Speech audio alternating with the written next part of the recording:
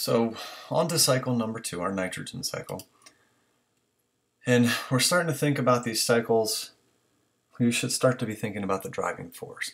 For the water cycle, the driving force is the solar energy and gravity.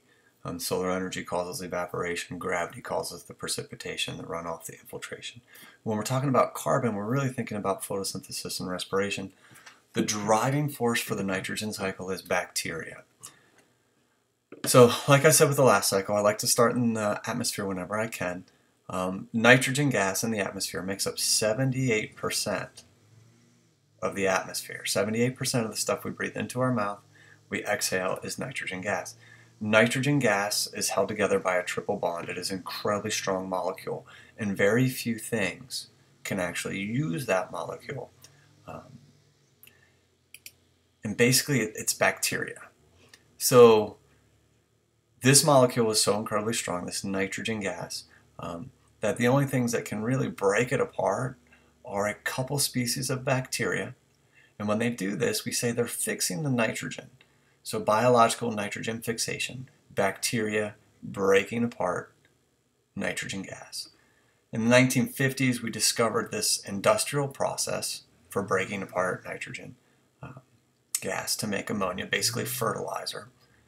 And lightning will do this as well.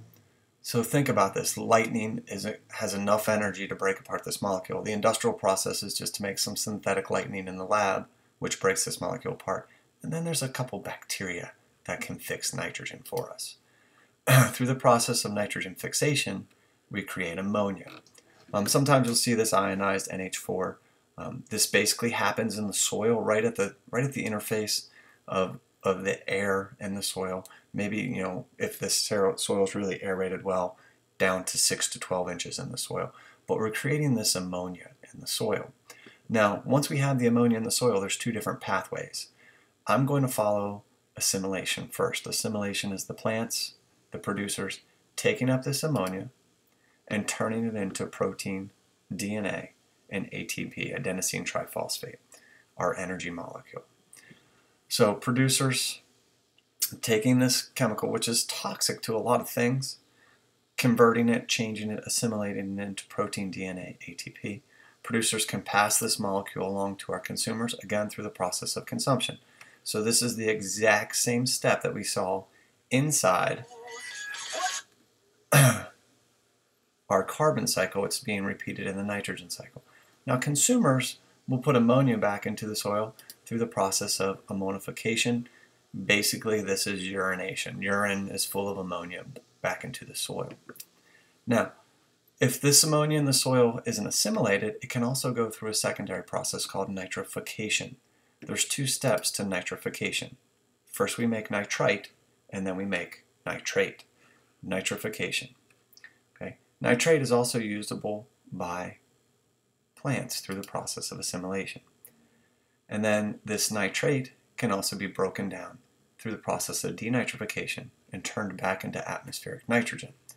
Now this is a scary cycle for most people because most people have never talked about it. So if we think, we have three major processes: nitrogen fixation, nitrification, and denitrification.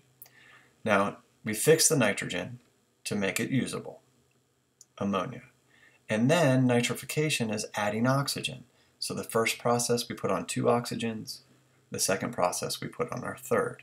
I put nitrosomonas and nitrobacter on here because these are the names of the bacteria families that run these processes.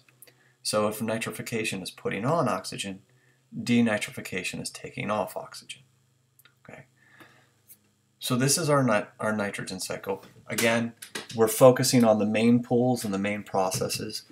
There are people still exploring the nitrogen cycle. They think there's a lot of pathways that we have not discovered or understand about the nitrogen cycle.